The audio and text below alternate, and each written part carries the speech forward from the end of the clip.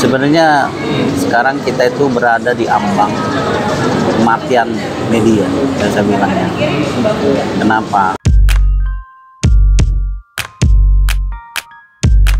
Hai teman-teman. Nah, udah lama banget gue nggak pengen ngobrol sama orang, dan sekalinya pengen ngobrol sama orang ketemu dosennya istri gue, Pak Indiwan. Dia kenalin diri apa Dion kenalin nih? Kenalin aja. Oh, Pak Indiwan ini dosen jurnalistik ya, UMN. Ya betul kan? Universitas Multimedia Nusantara, ya ada di Serpong tuh. Nah, nanti kalau mau nemuin bisa temuin dia orangnya langsung kalau udah di tapi bayar kuliah dulu. Nah, yang ini gue pengen ngobrol seputar jurnalistik karena kemarin gue udah ngobrol sama jurnalis yang belajar otodidak, sekarang masuk ekspertis nih langsung nih. Ya pengalamannya wah gila lah, katanya dari 93 ya Pak ya? Betul. Dan pensiun 2012. Jadi dosen saya. Akhirnya jadi dosen. Ya. Pasti kan dari 93 sampai 2012 itu masa transisi panjang banget sebagai jurnalis gitu kan. Betul. Dari jurnalis tulis, Ya. recordingnya pakai tulis kertas, bolpen, pensil, terus pakai recording cepet ya? Cepet. Pakai pager dulu semua. Pager. Jadi belum ada handphone. Jadi kalau ada berita misalnya hari ini ada demo gitu, di mana gitu. Jadi lewat gitu. Lalu kita berangkat ke situ. Jadi belum ada handphone waktu itu. Pakai pager. Handphone itu baru tahun 95-an. Akhirnya mahal banget. Mahal banget. Bisa akses juga kan? Iya. Ini gimana nih Pak perkembangan Bapak sampai pensiun? Gimana tentang jurnalistik deh? Ya. Sebenarnya sekarang kita itu berada di ambang kematian media, yang saya bilangnya. Kenapa? Karena dengan perkembangannya teknologi digital ya, terutama media sosial ya, semua orang bisa jadi wartawan. Yang disebut citizen journalism. Nah, dan susahnya karena saking banyaknya orang yang jadi citizen journalism, jadi kita nggak bisa ngecek apa yang disampaikan itu apakah benar-benar berita bermanfaat atau enggak, karena kita sulit banget ya. Sementara media-media tradisional seperti media cetak lama-lama habis. Udah nggak ada sekarang kayaknya. Iya. Kenapa terjadi seperti itu? Karena itu tadi kebiasaan membaca udah mulai turun di kalangan generasi Y dan Z. Nah, padahal sekarang yang pegang duit, yang punya duit banyak itu kan sebenarnya generasi milenial ya, yang udah bekerja gitu. Sebenarnya generasi X tuh udah makin lama makin sedikit. Dulu generasi X banyak, makanya koran-koran masih hidup. Oh ya, baby boomers saya bilang. Iya, baby boomers dan generasi X ya. Tapi sekarang karena kebiasaan anak-anak muda ini sejak kecil tidak pernah baca koran, ya, akhirnya semuanya dilihat di internet, dilihat di handphonenya. Lama-lama makin sedikit dah koran yang muncul. Tapi di satu sisi yang lain, marak banget yang namanya orang berperilaku atau mau seperti wartawan. Apa-apa diupload, apa-apa di ini, tapi dia tidak punya etika yang jurnalistik. Iya, contoh. Oh, ada kecelakaan nih, menarik sih, ada kecelakaan. Kan nggak boleh kita menggambarkan korban yang tewas berdarah-darah. Iya, menggeletak tuh nggak boleh ya. Ya. Atau orang ketangkep mau maling motor ya. Dikeroyok sampai dipukulin babak belur sampai mati, di-upload juga dia sosial media. Betul. Itu kalau wartawan kan nggak bisa begitu. Wartawan tuh harus ada yang namanya kode etik. Ini mana nih berita, apakah perlu disampaikan ke masyarakat atau enggak. Jadi enggak sembarangan berita-berita itu kita sampaikan apa adanya. Ada yang namanya kode etik jurnalistik. Salah satunya, apakah bisa menimbulkan kekacauan nggak? Bisa menghina orang nggak? Ya. Atau kengerian yang itu ya, kalau kayak kecelakaan itu kan kita perlu menghargai korban loh sebenarnya. Iya. Ya itu, dan selain itu tadi marak banget tuh berita-berita hoax. Gampang. Filternya agak kurang. Terus ini berita-berita yang menyangkut privasi orang. Ini kehidupan artis nih ya. Sampai turun. Dikulik-kulik, aduh, Iya, sampai iya.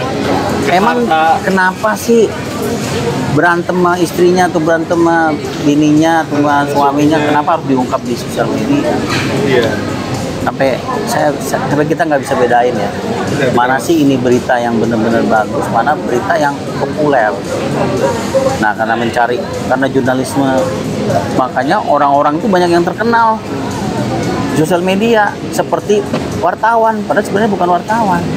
Tapi karena dia sering mengupload apapun gitu, ya lama-lama yang dikenal ya dia. Dia bukan Iya, media, bukan medianya. Bukan media dia di mana dia bernaung. Tapi ya. menurut saya itu yang sebenarnya sekaligus peluang sebenarnya, Mas Tio. Oh.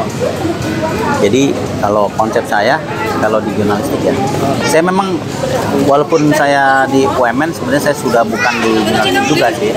Saya dulu pernah jadi dosen jurnalistik, tapi lama-lama saya beralih ke dosen marketing komunikasi. Ya, karena menurut saya ada irisan yang sama-sama komunikasi. Nah, tadi ya, konsep yang saya tawarkan adalah mikro jurnalistik. Jurnalistik yang tidak perlu punya media, tapi kita mendistribusikan berita kita lewat media sosial, misalnya di Instagram, di TikTok, di short YouTube, gitu kan? Itu kita bisa, dan kita bisa eksis sebagai seorang jurnalis. Cuman kita harus pertama punya akun YouTube-nya. Oh iya. Nah, misalnya ya, kita udah punya akun YouTube, kan setiap hari kita bisa menyampaikan informasi yang bermanfaat buat manusia lain kan. Betul. Nah, itu yang disebut mikrojurnalisme. Jadi kita nggak perlu punya media. Oh, berarti jatuhnya kayak misalkan vlogger-vlogger ini lagi musim BRJ nih sekarang ya, TikToker. Hai guys, ini di BRJ. Iya, Jatuhnya itu mikrojurnalisme. Karena apa? Kan disampaikannya nggak di media umum, media umum. tapi disampaikan ke media sosial. Iya, betul. Ditaruh di Facebook, ditaruh di Instagram, ditaruh di TikTok ya. Iya, betul, TikTok. Bahkan sekarang ada tutorial di TikTok, banyak Iya, banget. banyak. Nah, ini sebenarnya peluang. Peluangnya buat apa? Pertama, minimal menciptakan personal branding buat orang yang melakukan. Yang kedua, kalau dia punya kemampuan ngomong yang bagus, siapa tahu perusahaan, lu bisa jadi content creator gua, gitu kan? Bener gak? Iya, betul. Ya. Public speaking bisa jadi MC, seperti Mas Dion ini kan jadi MC, jadi content creator, gitu kan? Ya. Nggak mungkin orang tahu kalau dia nggak pernah punya karya. Betul. Ya, jadi untuk jadi seorang content creator ya nggak cuman gue mau jadi content creator, ya mana karya lu? Iya. Rata-rata orang pengennya doang, terus kadang. Iya. Nah, makanya mikrojurnalisme itu bisa dilakukan siapa aja. Cuman ada beberapa kayak isi atau rambu-rambunya nih, Mas Tio. Yang pertama, kita harus menghargai yang namanya etika. Misalnya ya, kalau kita mau wawancarai orang, harus yakin bahwa yang kita wawancarai mau. Jangan memaksa orang. Misalnya ya, kita ngambil sembunyi-sembunyi wawancara sama orang, videoin orang tapi nggak ada izinnya, nggak boleh. Nah, ini yang terjadi tuh, main videoin aja, harus minta izin. Orang boleh marah loh, karena yang namanya etika itu, kalau kita mau memvideokan orang yang di video harus tahu bahwa dia sedang di video. Meskipun itu sopan, tapi tetap harus dapatnya orang nggak narsis gitu kan ya. Iya. Terus yang kedua, kita menghargai yang namanya norma-norma. Misalnya ya, oke lah, kita mau menggambarkan tentang LGBT. Mungkin kita setuju dengan LGBT, tapi kita lihat norma di Indonesia kan belum bisa. Jadi kita nggak perlu memaksakan diri berlawanan dengan norma yang dianut di Indonesia. Gitu, itu yang kedua. Yang ketiga, kalau kita mau pakai jurnalistik ya, kita harus pakai yang namanya etika jurnalistik. Misalnya harus berimbang kalau berita tuh. Kalau kita ngeritik orang yang dikritik harus bisa nyampein baliknya loh. Jangan cuman si itu tuh korupsi. Kan kita harus tahu dia korupsi enggak, dia harus kasih ada dari dia gimana. Klarifikasinya. Iya, jadi jangan, kan sekarang kan cenderung pokoknya nyerang dulu. Yang dulu itu mah belakangan. Nah, yang penting viral. Nah, bukan gitu. Itu yang penting viral itu yang kadang-kadang bikin suasana menjadi resah. berulang di sosial media. Iya, dan kadang-kadang jadi berantem di sosial media. Iya, betul. Oh, gara-gara contohnya Dewi Persik, ingat nggak yang kasus Dewi Persik nyumbang RT yang sapi itu iya, kemarin. kan jadi rame. Akhirnya, oh jangan-jangan nih orangnya Anies, wah kan larinya kan jauh. Padahal kan belum Iya. tentu. Oke. Terlalu apa? Kadang-kadang ya itu tadi ya. Kita itu kalau nggak ada etikanya ya seperti itu. Jadi etika jurnalistik itu harus diikutin walaupun kita jurnalismenya jurnalisme citizen ya. Ya tadi ya berita itu harus berimbang. Kedua, ini bermanfaat enggak sih buat masyarakat? Edukasinya. Iya. Jadi kalau cuman berita soal misalnya ada artis miara kucing, ya Allah ngapain? Manfaatnya. Emang kenapa kucingnya? Kecuali kucingnya itu bisa berubah jadi macan, nah itu baru keren. Ada nilai-nilai berita. Tapi selama ini kan nggak gitu. Oke. Nah, tadi untuk orangnya sendiri punya batasan dan strategi marketing ya, Iya. ya. Apa yang harus dilakukan orang-orang nih? Jadi lo tuh dapat kuliah khusus lo di sini lo. Ini Iya. kita harus lihat yang namanya segmentasi kita nih. Kalau punya YouTube-nya buat siapa sih? Kalau buat anak muda, buat anak generasi Z, dia bahasanya jangan terlalu formal dong. Boleh gue lu nggak apa-apa. Terus yang kedua kita lihat dulu dia orang kota apa orang desa.